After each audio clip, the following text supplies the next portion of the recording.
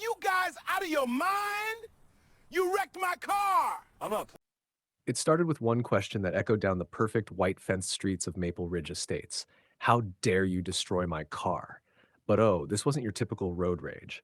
Imagine this, being pulled over on your own street, not by the police, not by a patrol unit, but by a man in a golf cart flashing orange lights, rocking cheap sunglasses, and wearing a plastic badge he probably ordered online. That was the ridiculous reality for Officer Darius Cole, a proud Black California Highway Patrol veteran who'd moved into Maple Ridge to care for his mother. He came for peace.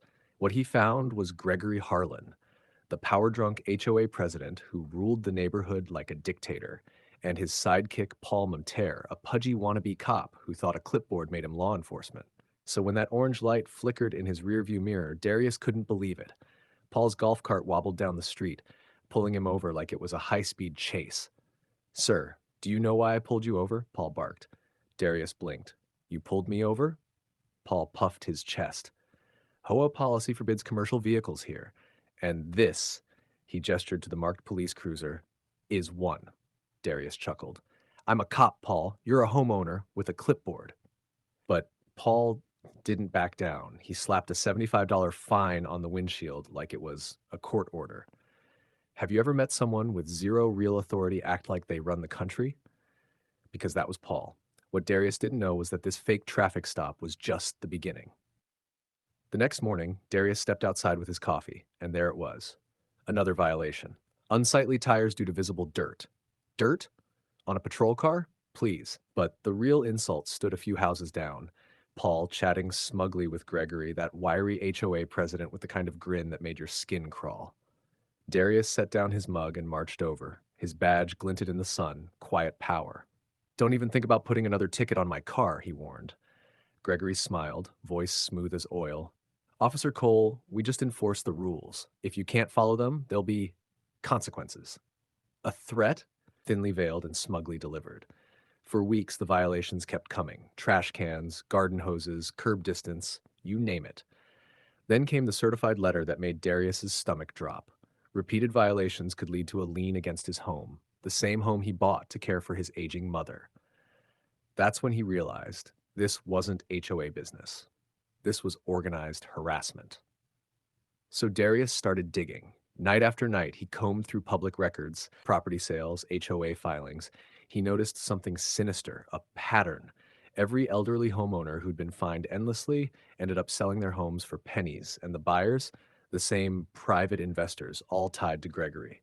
Maple Ridge wasn't a community, it was a racket. Then it got personal. Darius came home one night, and his patrol car was gone, towed by HOA request. That was the breaking point. He stormed into Gregory's office, jaw tight. "You had my patrol car towed?" "That's right," Gregory said, calm as ever. "Commercial vehicle, against policy." "You've crossed a line," Darius growled. "I know what you're doing. The shell company, the missing HOA funds. You think nobody's noticed?" Gregory's grin vanished. His tone turned cold. "Be careful, Cole. Men who don't know when to back off disappear." But Darius wasn't backing off. Not when the next morning he opened his front door and saw it. A dead rat nailed beside a note. "Don't push it." That was the moment the fight changed. Darius wasn't just angry anymore. He was focused. He documented everything. The rat, the threats, every fake fine. Then he walked across the street to Ruth Evans, a retired cybersecurity expert who'd been at war with the HOA for years. Together, they made a plan. Ruth set up hidden cameras in porch lights, bird feeders, and lawn ornaments, invisible surveillance. For days, nothing. Then one night, the cameras caught Gregory and Paul sneaking around an elderly couple's house, slipping foreclosure letters under the door, followed by a cash offer from one of Gregory's fake companies. Gotcha. With Ruth's help, Darius brought in two undercover officers posing as investors. They met Gregory at a diner, and true to form, the man couldn't help bragging. "You'd be surprised what a few well-timed fines can do," he said. "I run the HOA. I decide what's a violation." That was the confession Darius needed, caught on tape. But before he could leave, a black SUV pulled up outside. One of Gregory's shady investors handed him an envelope full of cash. They weren't just scamming neighbors. They were laundering criminal money. By dawn, the warrant was signed. SWAT rolled in fast, surrounding the HOA office. Gregory's calm smirk shattered the second he saw the badges. Inside his SUV, stacks of cash, forged fines, offshore account logs. Game over. The evidence buried him. Paul flipped for immunity. Gregory Harlan went to federal prison, and Maple Ridge, it was finally free.